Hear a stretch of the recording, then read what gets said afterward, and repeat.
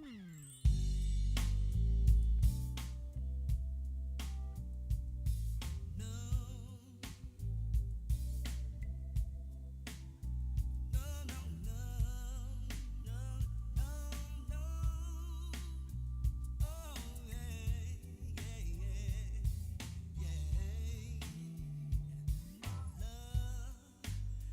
you for all you've done for me.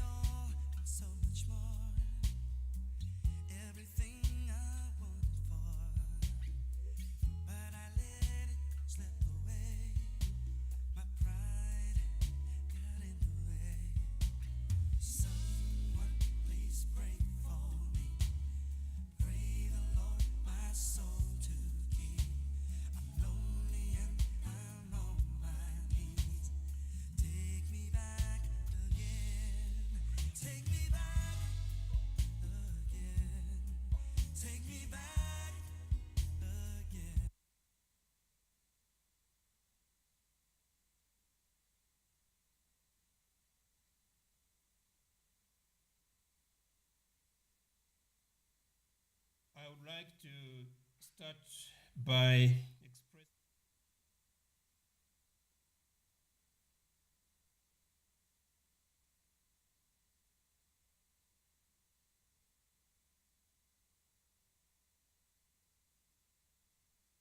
facing multiple converging crises.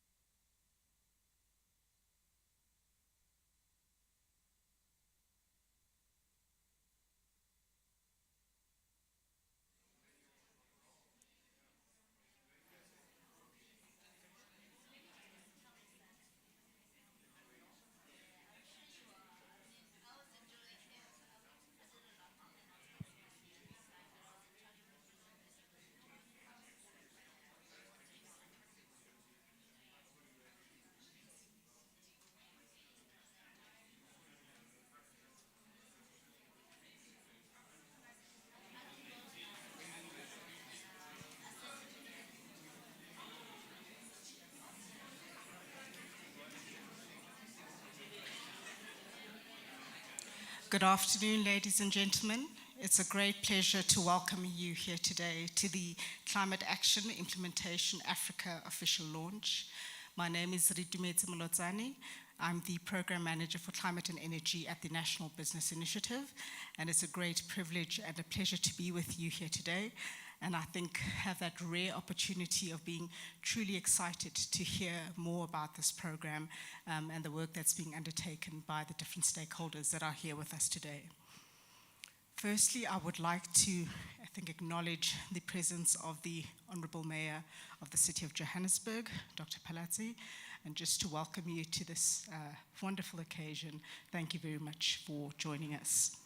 I would also like to extend a special welcome to some of the other distinguished guests that we have today, including the C40 Vice Chair, Executive Mayor I've already mentioned. But in addition to that, we've got Mr. Chris Austin, who's the Director Development at the British High Commission in South Africa. We also have guests from all over the continent joining us today, from other African cities today. So it's a great pleasure to welcome you. We have quite a short and sweet agenda, but I do think one that is really exciting. And before I go into the program proper, I believe that we will have a video to kind of start the wonderful day off and give us some more insight into this program.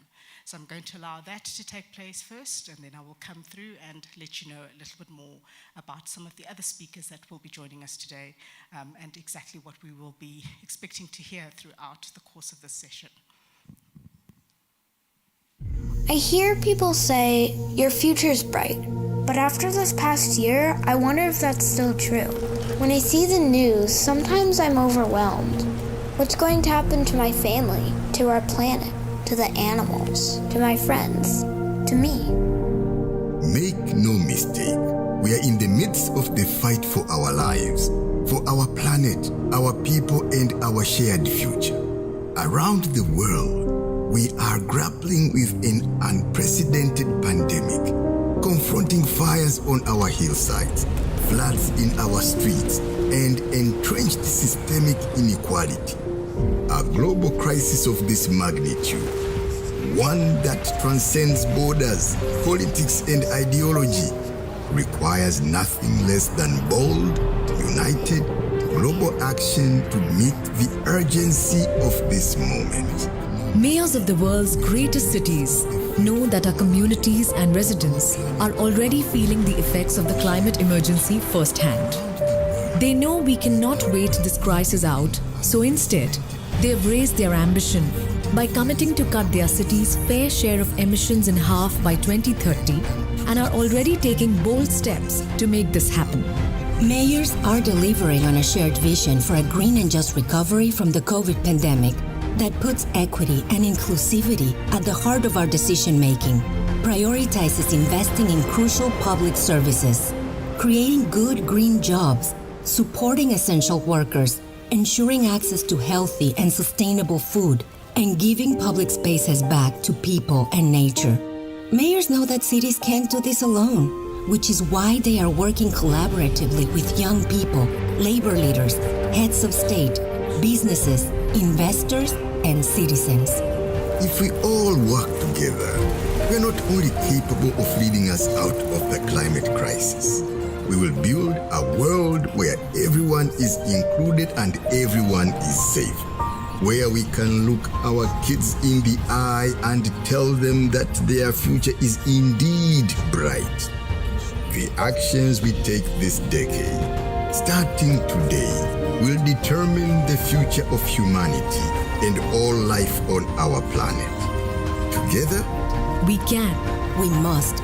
change the trajectory our planet is on. Join us. If we all work together, we're not only capable of leading us out of the climate crisis, we will build a world where everyone is included and everyone is safe, where we can look our kids in the eye and tell them that their future is indeed bright.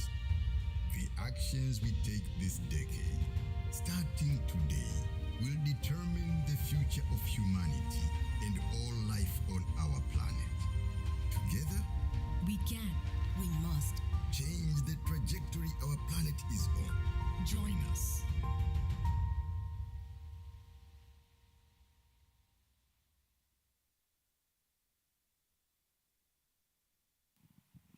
Thank you very much for that truly spectacular call to action.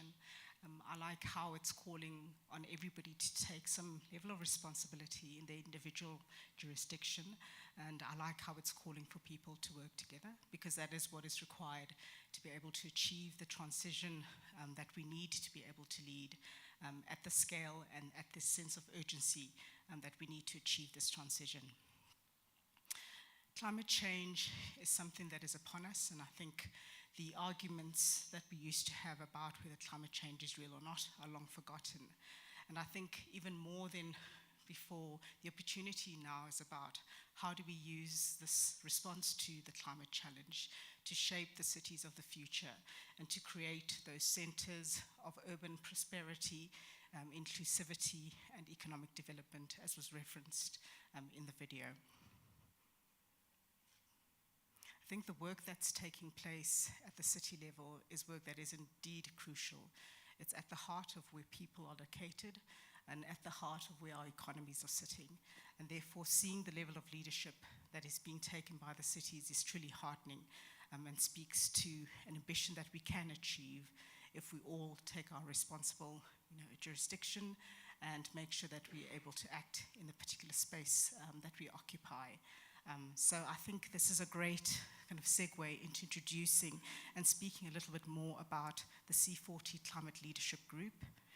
The C40 cities are a group of 96 cities around the world that represent a significant chunk of the global economy and the global population.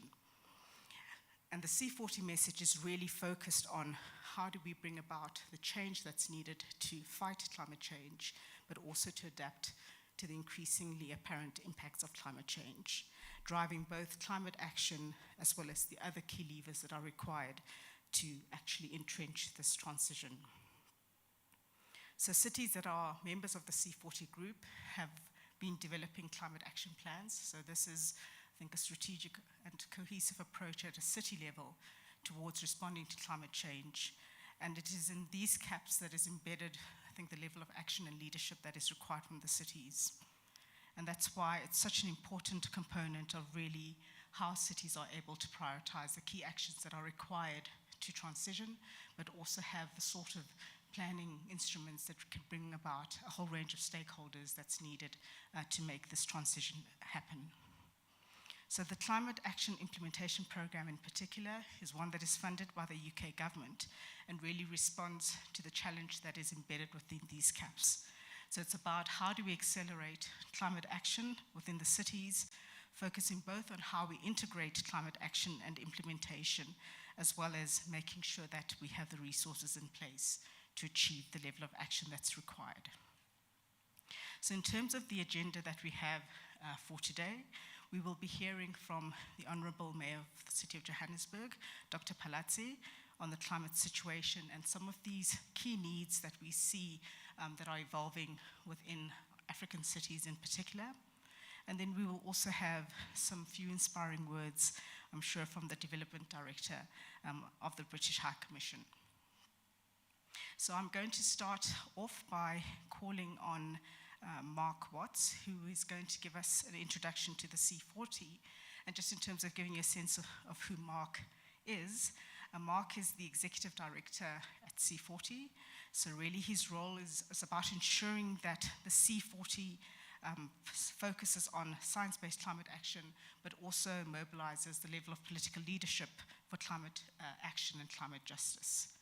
So C40 itself has grown dramatically in scope and in ambition under Mark's tenure, and has now a staff of 300 people around the world supporting the world's leading cities and really representing, I think, the hopes and aspirations in terms of a climate transition of over 700 million people. In terms of what Mark used to do prior to joining C40, he was the director at the engineering and design firm Arup, and prior to that was the senior advisor to the Mayor of London. And apparently outside of work, he can be found either climbing mountains we will need that sort of stamina, or proclaiming the discovery of a great new band. So it is with great pleasure that I welcome Mark, and we look forward to his opening remarks. And Mark will be joining us via video.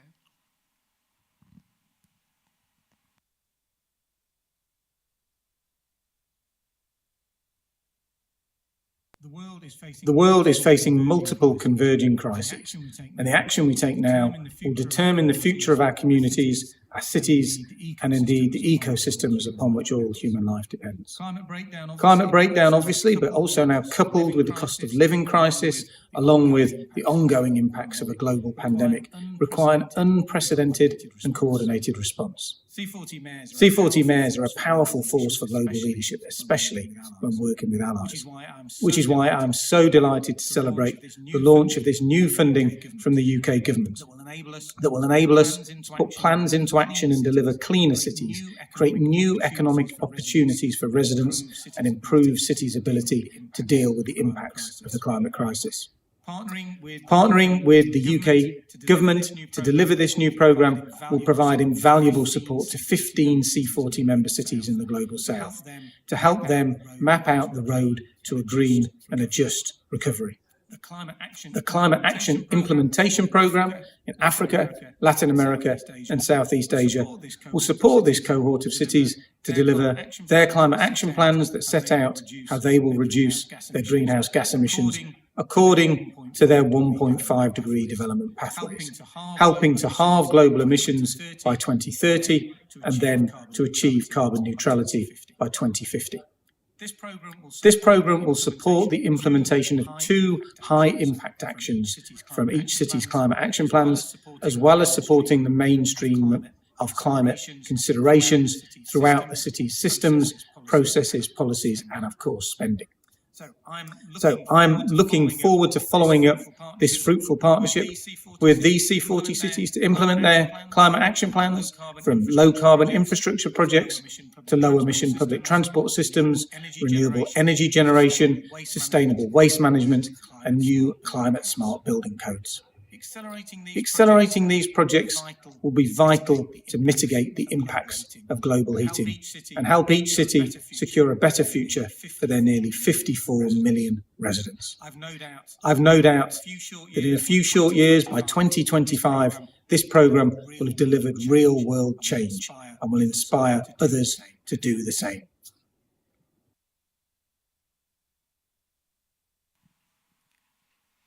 Thank you, Mark, in absentia, for those remarks, and really just kicking us off again with regard to how climate action can be practicalized and sits really at the heart of what cities need to do in redefining their place in the future. I'm now going to hand over to Hastings Chikoko. So Hastings is the Managing Director for Regions and Mayoral Engagement and the Regional Director for Africa at C40. He is one of the Board of Directors at the World Green Building Council and sits on the Technical Advisory Group of the Global Environment Facility.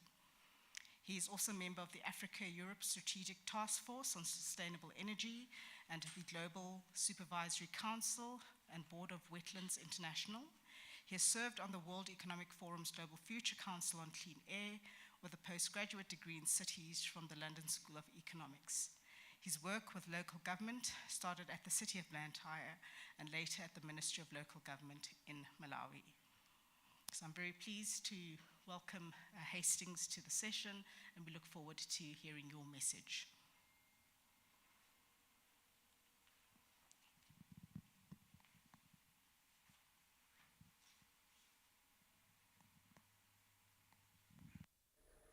I would like to start by expressing my sincere gratitude to you all for responding positively to our invitation.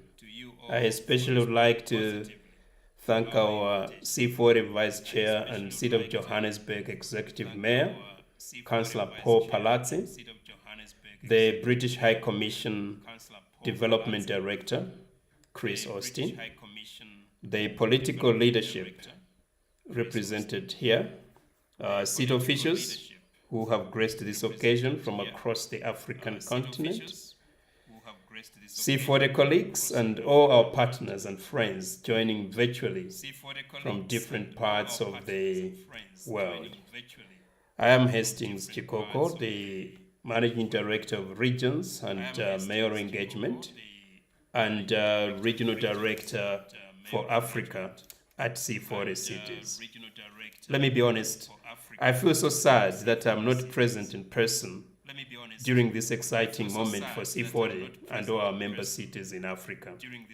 But some travel complications have prevented me from traveling to South Africa in time for this event. Let me start by noting that over the past 4 years, C40 cities in Africa have been collectively working to develop climate action plans that are inclusive, climate resilient, and low carbon. This process alone illustrated a commitment from cities to act decisively on climate change and mitigate as well as adapt to the adverse impacts of climate change, which we all know have disproportionately affected developing countries.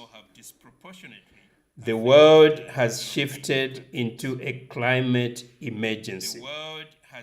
And not so long ago, I was reading an article in Scientific American that stated that the adverse effects of climate change are much more severe than expected and now threaten both the biosphere and humanity. Every effort must be made to reduce emissions.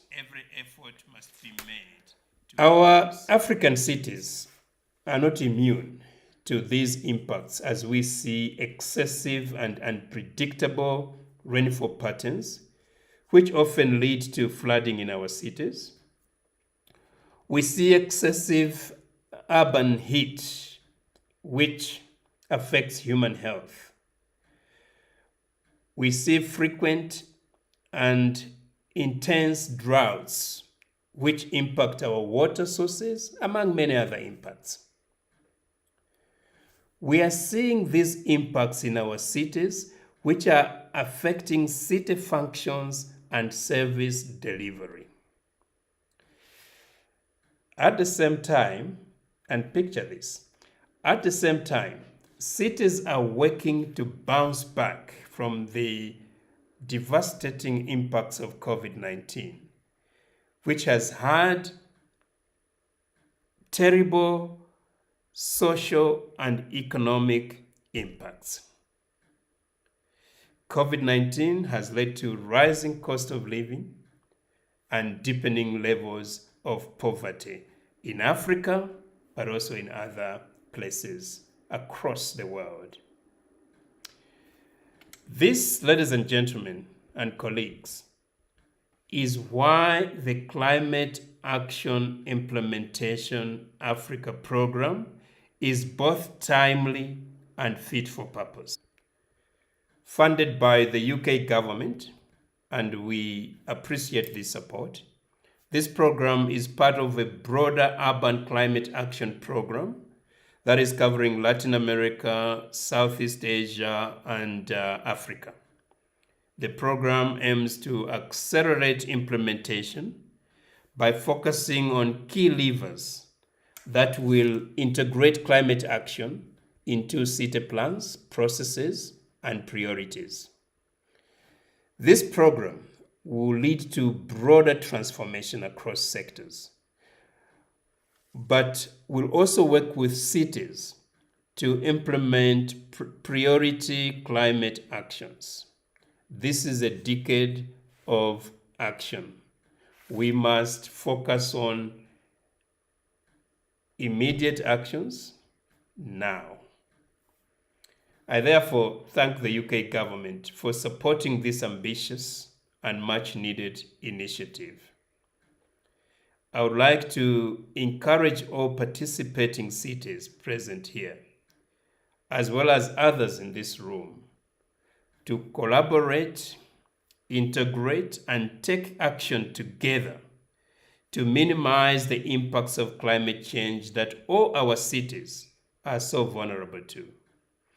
These actions offer our cities many benefits, like increasing jobs, providing access to better services, and improving the overall health of our city residents, especially now as we are recovering or in some cases still dealing with COVID-19. Let me conclude with a quote by the late Nobel laureate Archbishop Desmond Tutu, who said, and I quote, "Now climate change is our global enemy. Never before in history have human beings been called on to act collectively in defense of the earth." End of quote. Never before has these words been more true. And I am optimistic that our African cities are on the path towards acting collectively, efficiently, and inclusively on climate change, and leapfrogging our urban communities towards a resilient, sustainable, and prosperous future. I thank you for your attention.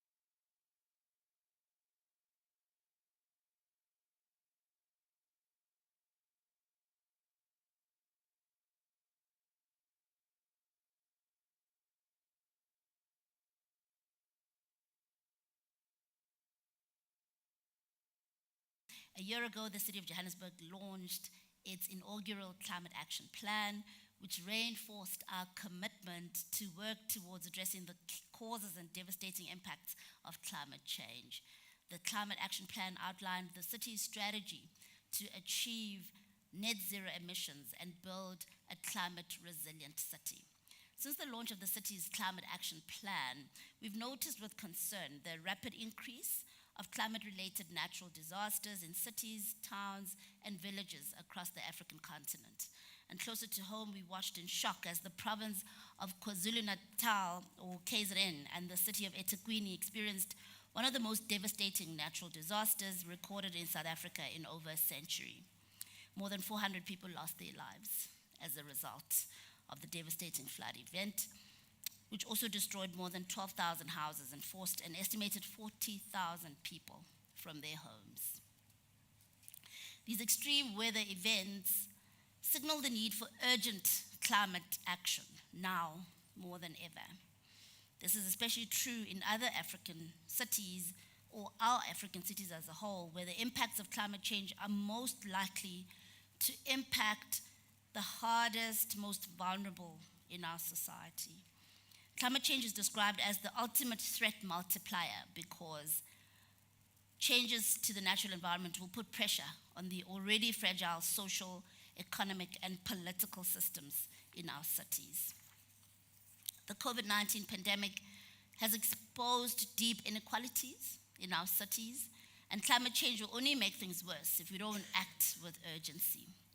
It's for this reason that I decided to serve as the vice chair of C40 Cities, a network of cities that's working together to take bold and ambitious climate action to mitigate the effects of climate change. Mayors and cities need to work together and with others to effectively respond to the climate change challenge. A 2018 study by Versick Maplecroft, looking at the Climate Change Vulnerability Index for cities, classified 79 African cities as falling under extreme risk for climate change impacts. This included 15 African capital cities and many of our continent's key commercial hubs, among them Addis Ababa, Dar es Salaam, and Lagos, who are with us this afternoon. As African cities, we simply cannot afford to not take action. The climate action plans, which most cities in this room have developed and launched, are an important start in our journey to take action. However, action is required beyond well-detailed plans on paper. It is for this reason that I'm pleased and honored to welcome you to the City of Johannesburg for the launch of the Climate Action Implementation Africa Program, or the CAI Africa Program. The Climate Action Implementation Africa Program is an important step in our journey towards net zero and climate resilience in our cities. This moment marks an important juncture from climate action planning to climate action implementation in our cities. The City of Johannesburg welcomes the UK aid-funded CAI Africa Program, which aims to promote and integrate climate action plans across city plans, processes, and structures, and to support the implementation of climate actions in our cities. This program will provide technical assistance and capacity building to 7 cities across Africa.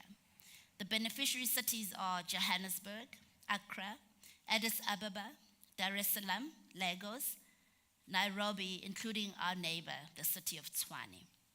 This CAI Africa program will enable climate action implementation in 2 key sectors, in waste and energy or buildings, or both actually, as well as the integration of climate action plans across all other city sectors.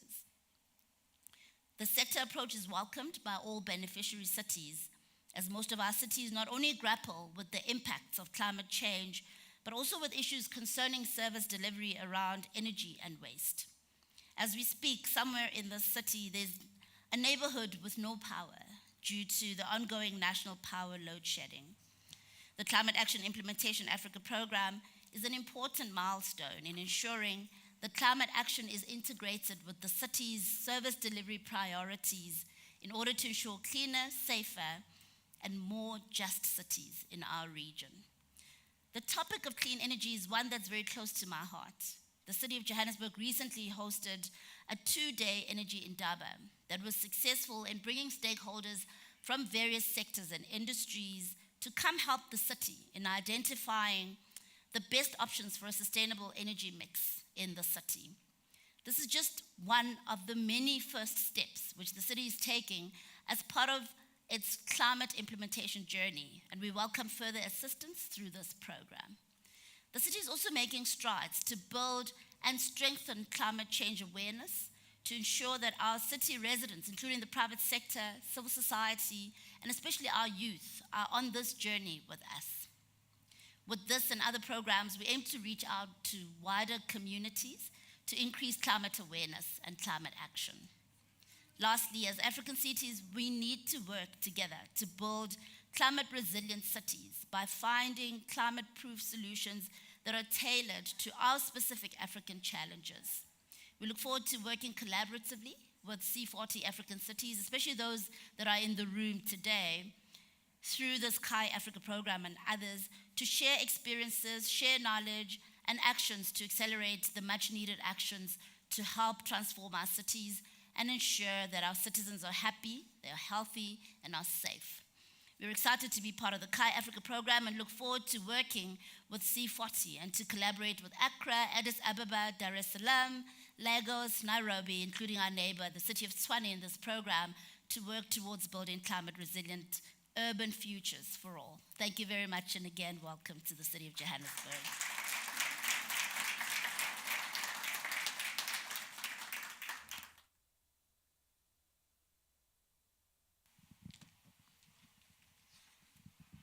Thank you very much for those inspiring words. Yet again, I think we will all leave this occasion just enthused by the amount of energy and the amount of vision that's really emanating from the different speakers that have joined us today. I'm really excited about the work that's being taken forward and really look forward to seeing climate action being something real that shapes and defines the way our cities look going forward. I would now like to hand over to Chris Austin, who's the Development Director at the British High Commission in South Africa. And just in terms of giving you a sense of who Chris is beyond his High Commission post, he's been in South Africa since March 2020 and has over 30 years experience of international relations, covering international development across Europe and on G8 issues. He has done postings in Africa, Asia, and the US, and notably, he was the Deputy CEO for the UK-Africa Investment Summit, helping to lead to a joint foreign affairs and international development and international trade team. Chris has also done stints in Her Majesty's Treasury and in the UK Executive Director's Office at the World Bank, as well as the IMF, from 2010 to 2018. He was also a member of the International Accounting Education Standards Board and chair from 2014 to 2017. Chris has been married to Karen since 1995. They have 2 sons, and his hobbies include playing golf, watching sport, traveling, and baking and reading. So we'd like to welcome Chris and hear his messages. Welcome, Chris.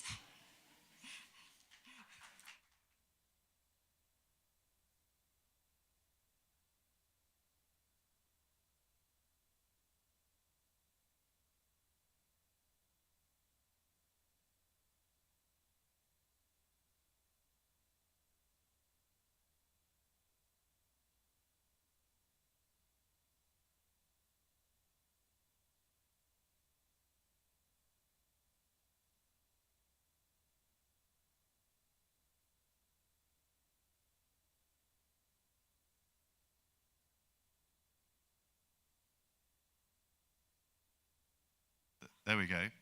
Okay, I won't start again, but thank you very much for having me.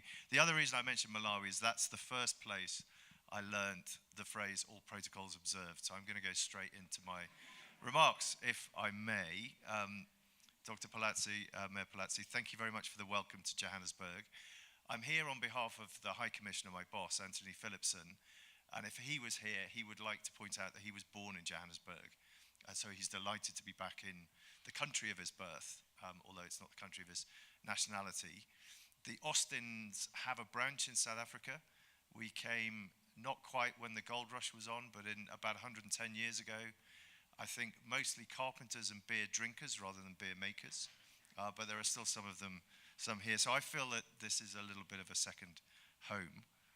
And my home city is Liverpool, not a mega city, but we experience some of the challenges that you outlined for Johannesburg. There's a strong political consensus now that cities and local governments have a critical role in fighting climate change. This is supported by substantial evidence on the benefits of sustainable urbanization. Sadly, I think we're deep into time added on to act. I'm old enough to remember the Rio Earth Summit in 1992. I worked on some of the briefing for it. I didn't go to that event, but it was part of my day job. And that talked then that it was already too late for the world to act, to acknowledge climate change and deal with it. Thankfully, I think the debate has pretty largely been won, that climate change is happening, but we still need to do an awful lot about it. Perhaps topically, because we've just had Nelson Mandela Day, Spotify has just introduced me to a Pete Seeger song called My Rainbow Race. It was written in about 1971, some of you may know it. It talks about saving this one green earth, and it's sadly still very, very relevant today. I'd like to underline 3 points, if I may. First of all, the UK continues to prioritise support to cities as key players on climate change. Hence today's launch. That's why the UK is investing £27.5 million, about 550 million rand, in the Urban Climate Action Plan programme. We've been working with cities around the world, including in Africa, on a green growth trajectory that creates opportunities for all, pulls people out of poverty, reduces inequality, and addresses the environmental challenges of the 21st century. My inexpert version of what those environmental challenges are is creating infrastructure and services that can deal with a growing population in very challenging areas, and not, as we have been doing in the UK, building too much on floodplains and finding when we have extreme weather, it causes a big problem.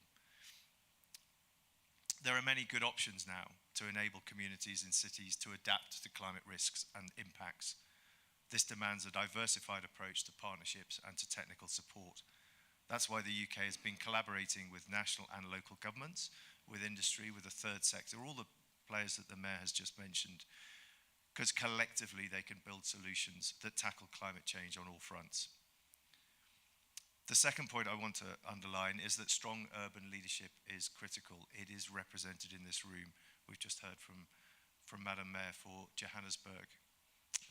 Mega cities like Johannesburg and all of you represented here are at the front of driving the climate agenda, curbing emissions, ensuring a green recovery and low carbon growth. But at the same time, you have to safeguard communities, the economy, and jobs from climate impacts. And that's a shared journey for all of us. The UK is a partner here. We will learn from you. We don't have all the solutions. We are finding some of the challenges affecting our country as well. We're pleased to help launch the African component of now I can't remember the acronym, Urban Climate Action Plan. I'm so grateful, Madam Mayor, that you didn't use a single acronym. Now, globally, this program is partnering with 15 cities to achieve carbon neutrality by 2050. 7 of them are in African countries. I'm lucky enough to live in one down the road. I've visited 5 others. If anyone's here from Accra, I'm in the market for an invitation. Thank you. It's the one I haven't been to. I spent part of my honeymoon in Dar. As you've had my family story, we spent part of our honeymoon in Dar and another bit in Lilongwe, actually, Malawi. So the global approach of the Urban Climate Action Plan means that it provides a platform for knowledge exchange and cross-city learning. And I was thinking, actually, looking at the banner and listening to you, Madam Mayor, that a global coalition of mayors and local authorities is pretty powerful. And the value of having different cities sharing their approaches, their lessons, their experiences, I think is almost infinite, and we're really glad to be part of it. Third point I wanted to allocate. Is anyone here from central government, National Treasury? No, sadly not.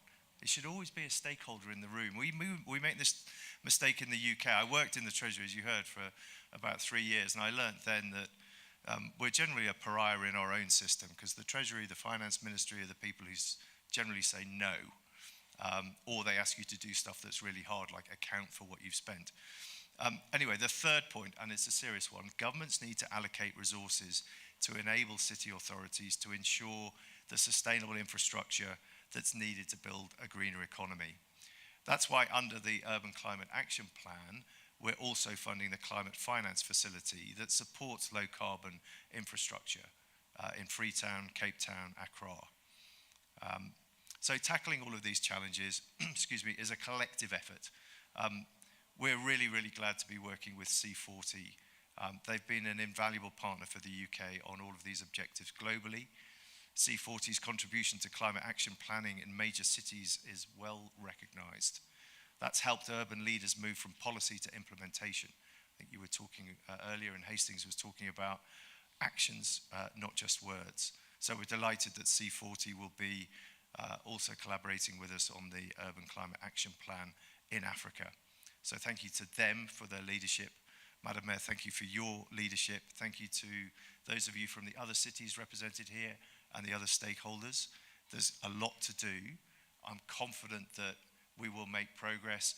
Final observation I make is we need to keep telling the story just to re-energize ourselves as well as reassure our populations and the younger climate activists. It's not just Greta who are saying, what have you done to our planet? How are you going to sort things out? That's a continuous challenge. It means being held to account, but if we're not held to account for our own planet, what can we be held to account for? Thank you very much.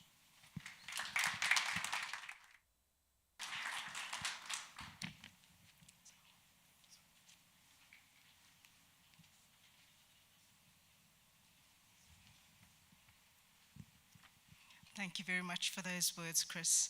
And just to say, the reason why we read your biography in such detail was just to indicate to everybody that it takes individuals to get this going. It takes, I think, leadership from each and one of us in our own spaces to really get this transition going and to start, I think, translating some of the ambitions, the goals into visible action. So yeah, I look forward to, I think, seeing the work that takes place that's really made possible by the leadership and the action of each and every one of us in this room.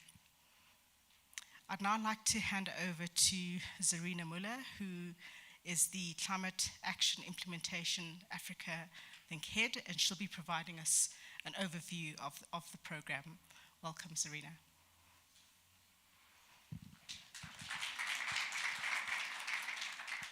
Thank you, Rachel Metzer. And I think I'm going to follow on from Mr. Austin and take the liberty and say all protocol observed. But I'd really like to thank both Mayor Palazzi and Mr. Austin for the lovely provocative start to the conversation and for recognizing the urgency of climate action in our cities. My name is Zarina Muller. I am the head of the Climate Action Implementation Program for Africa. And my role today is to give you a little bit more about the program and tell you what it's about and what we're going to be working on with the cities. But before I do that, I want to start with a little bit of a personal reflection on myself.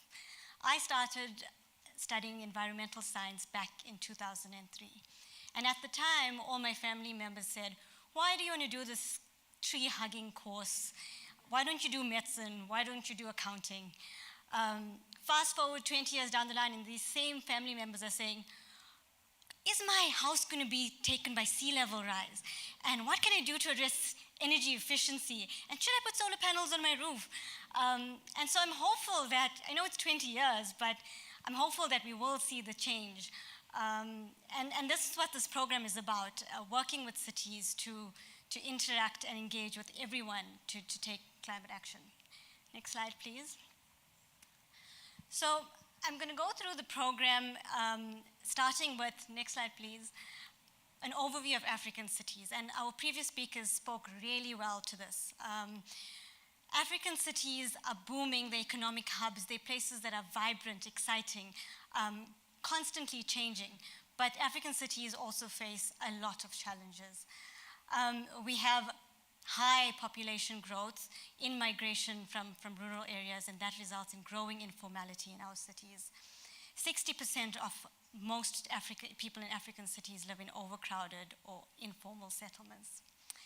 And African cities overall, on average, are 29% more expensive to live in than the global average. At the same time, we're struggling with meeting the growing infrastructural demands and service delivery priorities that cities are commonly facing. Coupled with all of this, as the previous speakers have all said, climate change is exacerbating these challenges. In Africa, it's expected that climate impacts are going to be 1.5 times more than the global average. And in African cities, because of the urban heat island effect, because of infrastructure, this can get up to 6 times more impactful in our African cities. So next slide. So we are in a climate emergency, and cities need to act now. We need to act faster. We need to act quicker. As Mr. Chikoko said in the beginning, African cities have been working to develop climate action plans over the past 4 years. And Mayor Palazzi also mentioned that they're working on these climate action plans. And cities are the first responders in the face of climate emergency. So cities are taking the steps. Next slide. And part of these climate action plans that the cities were working on was trying to understand a clear evidence base for action. So what are the key emission sources in the cities? What are the key climate risks? We've heard about the flooding and the droughts and the extreme heat. And they're using this to set clear targets and identify priority actions for both mitigation, reducing the greenhouse gas emissions, and adapting to greenhouse gas emissions. And then lastly, through this climate action planning journey, cities looked at what are the implementation priorities? How are we going to get this off the ground? Next slide, please. And so in this process, we realized that there are a number of challenges in implementing climate action. One of them is there's a need for stronger capacity and integration across all sectors in the city. So going back to the tree-hugging idea, if you go talk to someone in the transport department, they tell you, but you're just a climate change person, you go plant trees, and that's all you should be doing. So we need to have these conversations a lot more, and the more we repeat something, people believe the message more and they integrate it more. So integrating across all city levels, but also at a political level. We're lucky to have mayors on board, but what about all the other councillors? What about all the other executive leaders? We need to build their capacity and understanding of climate change and integrate climate change into their city priorities. There's a need for finance. Everybody talks about finance, but what exactly is finance and how do we integrate that finance? Support for addressing legal and regulatory barriers came out very strongly in the CAP process. Often we say, oh, well, can't we just expect the city to transform our energy systems? But that's not the city's mandate. So what do we do? How do cities respond to areas where there are legal challenges? And then lastly, people. During the CAP process, COVID hit us. And a lot of the engagements that we wanted to have with stakeholders just couldn't happen. And in that process, we realized that making these climate action plans happen requires people from all sectors and all societies to implement the climate action plans. And that's why, next slide, I'm so excited to introduce the Climate Action Implementation Program, because it's actually taking the climate action plans that the cities have developed and bringing it and trying to take it and transform that into action by implementing and integrating climate action plans in the city processes. Next slide. So as Mr. Austin said, it's part of a much broader program, the Urban Climate Action Program, that's going to be covering three continents in the Global South, Africa being one of them, Southeast Asia, and Latin America. And in Africa, we're going to be working with 7 cities that's listed there: Lagos, Accra, Dar es Salaam, Nairobi, Tshwane, the city of Joburg, and Addis Ababa. But at the same time, we recognize that all our C40 cities and other cities in Africa would have a lot to learn through this process. So we're hoping to use this platform to engage with all our cities on implementing climate action plans. Next slide. So what are the components? And you've heard this before, but we're going to be focusing on 2 main criteria. One is this idea of mainstreaming or embedding climate change across the cities. And the other is to work on implementing 2 high-impact actions, or even if it's focused actions that are possible that we can scale up in the sectors of energy and buildings and waste. And through this, we aim to transform political and technical leadership and to try to drive the national and international agenda on climate action from a bottom-up approach. Next slide. So when we talk about embedding climate action plans, I'm not going to go through this in too much detail because it's quite a lot. But we're really going to take our lessons from the climate action planning journey and try to use that to integrate the climate action plans into the process. So the first area we're going to look at is to strengthen political will and national engagement. In the climate action planning process, we realized that cities have a big role to play to engage national government for a stronger agenda. But we also have a big role to play to engage our politicians and our political leaders to drive home the message of climate change and integrate that into city priorities. The next is to embed climate change within sectors. So stop the transport people from thinking climate change is just about trees and make them realize that it's about building efficient systems and non-motorized transport and cleaner streets. And I do recognize that many cities are doing that, so we're trying to identify where there's gaps and prioritize those gaps in cities. Supporting finance, I think the critical thing with finance is to think about cities getting finance for themselves rather than always depending on grant finance. So looking at business models, but also equipping cities to develop stronger project pipelines and bringing the funders and to the cities to bridge that gap between the finance that's out there and the city's needs. The next thing is around partnerships and awareness raising. So looking at community engagement, private sector engagement, the whole spectrum, and prioritizing how we engage different sectors in the city to act together. And then lastly, and I can't remember, so I'm going to just scoot over here, data and systems. So what we found in the climate action planning process is sometimes we need data to back our message, and we need strong data and clear data to provide that evidence-based to act. And so we're going to be supporting cities to develop data systems, update their greenhouse gas inventories, and really have the data to support the climate action work that they're going to be implementing.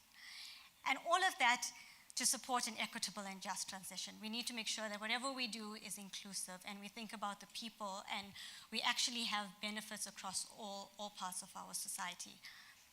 Next slide. So in terms of the 2 sectors that we're going to be focusing on, the first one is waste systems. And this came very strongly in our mayors and our mayors asking for more support in the waste sector. And this is because the rapid urbanization and growth is meaning that there's a lot of illegal dumping. Waste results in very terrible impacts in our health sector. It also exacerbates flooding in our cities. And so emissions from the sector is expected to increase by 30% by 2030 in our cities. And up to 60% of our waste in African cities is organic, which has a very high methane content. And in our waste workshop earlier this morning, my colleague was talking about the impacts of methane and how the IPCC reports have shown that methane has a much more severe impact on the climate change. And then waste also offers a lot of opportunities. Cities have strong mandates to act in the waste sector. There's a growing economy, there's informal economy, and a growing economy on waste beneficiation, and so it offers many opportunities. And then it has an opportunity to create jobs and improve livelihoods and improve air quality overall. Next slide, please. So over the past few months, we've been talking to our cities to think about where do we prioritize. And what cities have been saying is we need to focus somewhere. As much as we would like to do everything, we need to focus somewhere and start small and use this opportunity to think about how we can scale. In Lagos, we're going to be working on developing an organic waste strategy, so trying to understand where the sources of waste, where's the biggest opportunities, and think about how we move to diverting organic waste from landfill in its entirety. In Johannesburg, Nairobi, and Addis Ababa, we're going to look at diverting and treating organic waste in different forms. Nairobi, we're going to look at markets. So markets is where you can get the biggest supply of clean organic waste, and start with the pilot of diverting organic waste from a market, but think about how we scale that up across all the markets in Nairobi. Johannesburg, for example, is looking at garden waste and trying to look at how that can be used to support anaerobic digestion.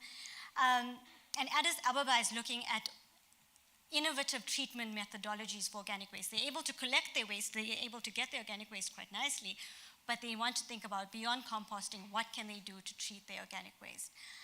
And then in Dar es Salaam and Accra, they're looking at community scale organic waste treatment and household treatment of organic waste, and translating that into programs where they can support composting and backyard gardening, and looking at a more bottom-up approach to our organic waste treatment.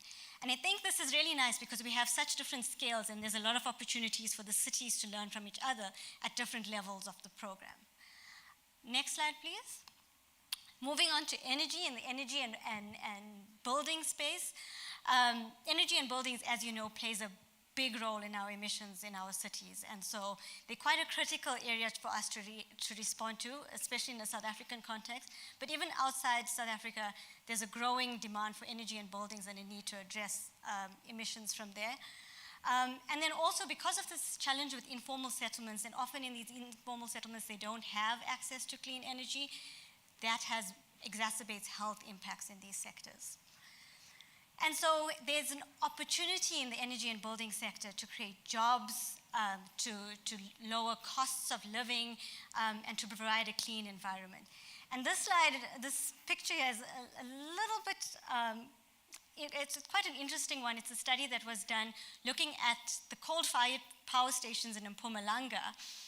And it's amazing how that the particulates travel all the way from Mpumalanga to Joburg, and it has severe impacts on city health of residents, premature deaths in Ekurhuleni, the city of Tshwane, and the city of Joburg. So 500 kilometers away, coal-fired plants are affecting our cities. So it's not just local impacts, but impacts outside our city boundaries that we need to consider. Next slide, please. So in terms of our priority energy actions, in Addis Ababa and Accra, we're going to be working on resilient and energy efficient buildings. And this is going to be in different forms, but looking at how we can improve the efficiency of buildings, starting with efficiency is the first step to reducing emissions and to saving costs. In Johannesburg, Dar es Salaam, Nairobi, and Lagos, we're going to be looking at distributed renewables, but at different scales.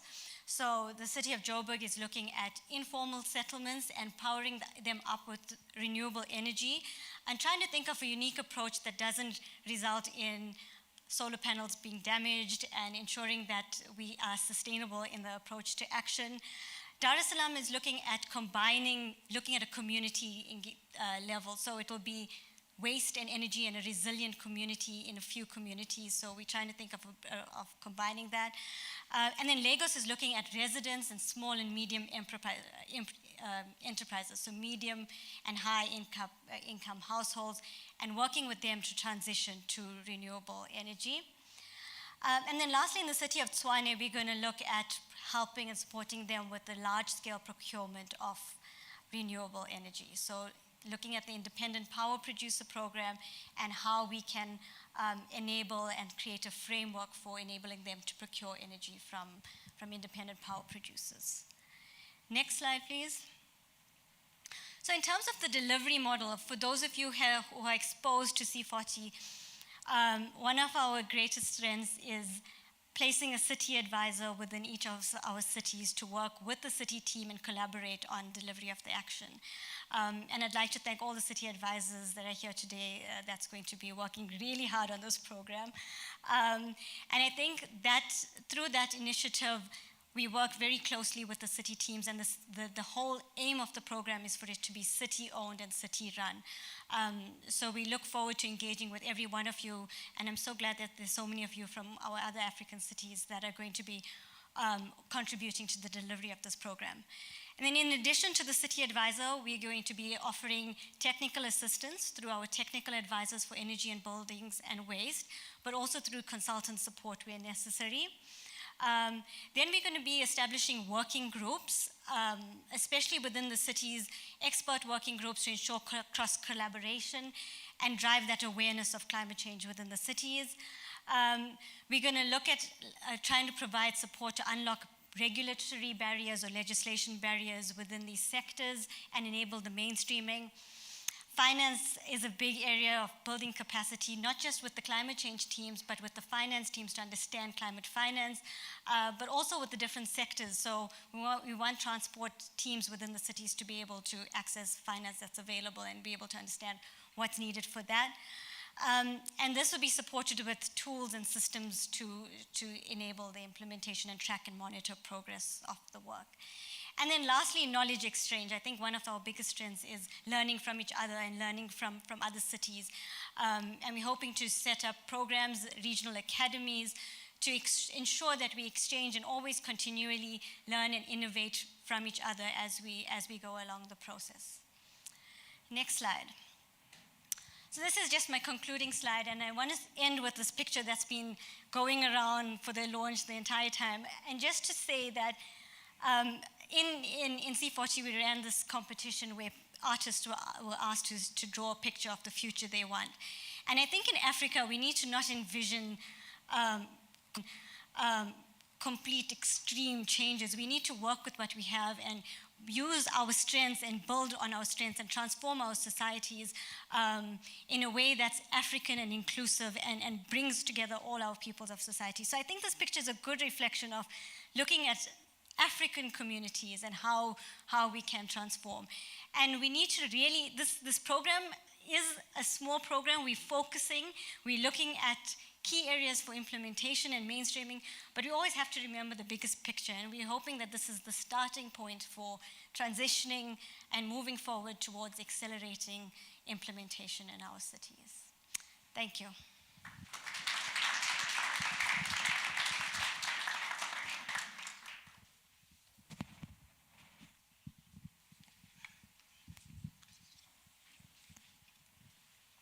Thank you very much for that overview, Serena.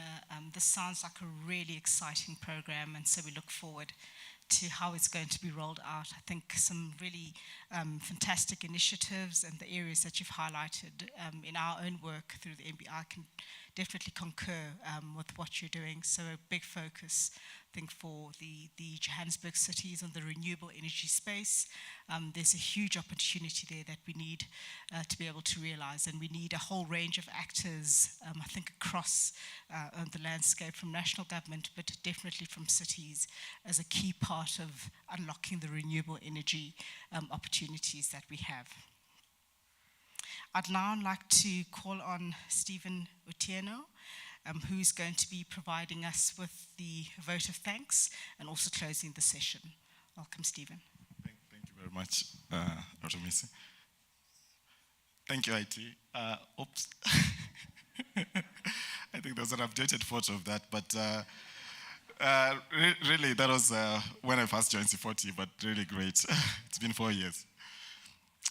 So, Executive Mayor Dr. Palatse, Mr. Chris Austin, who's representing the British High Commission in South Africa, MMC from the city of Ekululeni, Mr.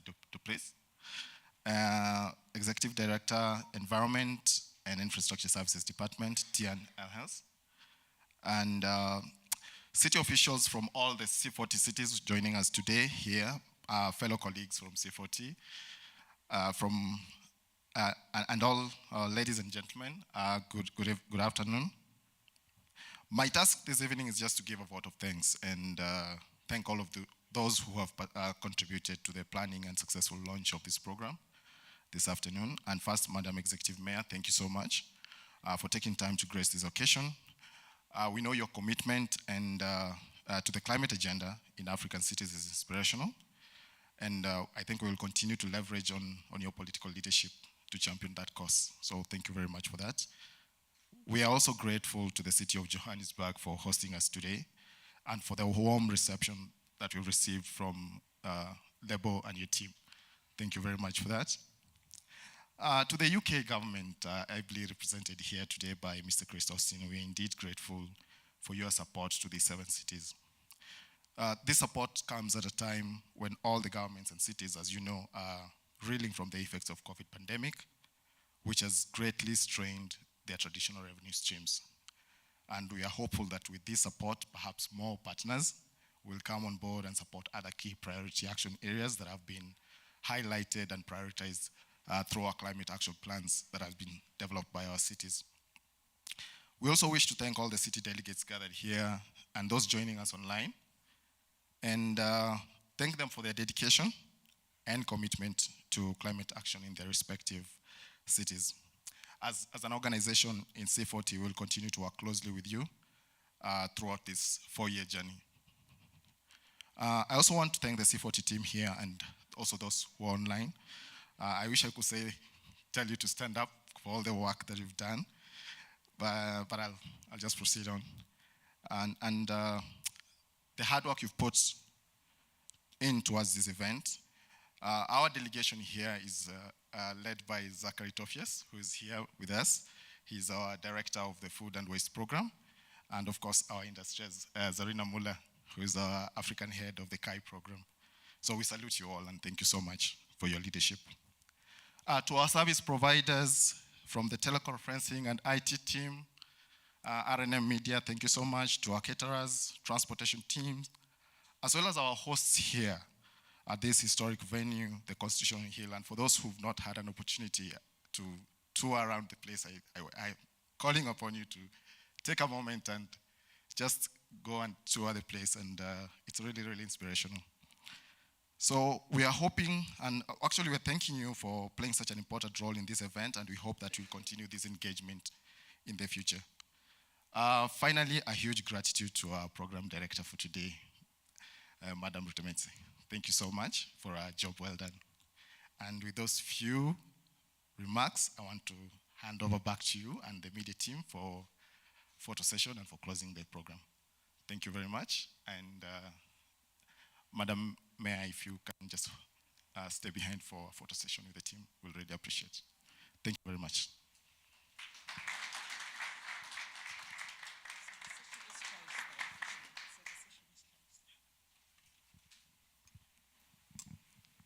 Thank you very much for those words. I'm not going to repeat the vote of thanks, but just to really appreciate your time and your participation here, and really looking forward to wonderful work going forward. I'll definitely be looking out for it. We will be taking some photographs, so I think the C40 team will assist us on who needs to be where and doing what. But thereafter, there is a networking session, I think, with refreshments provided, that you're all welcome to join us and perhaps share a few of your initial stories and experiences already. So thank you very much to you all for participating. This is definitely a wonderful program to watch, and we'll be looking out for it with great interest. Thank you.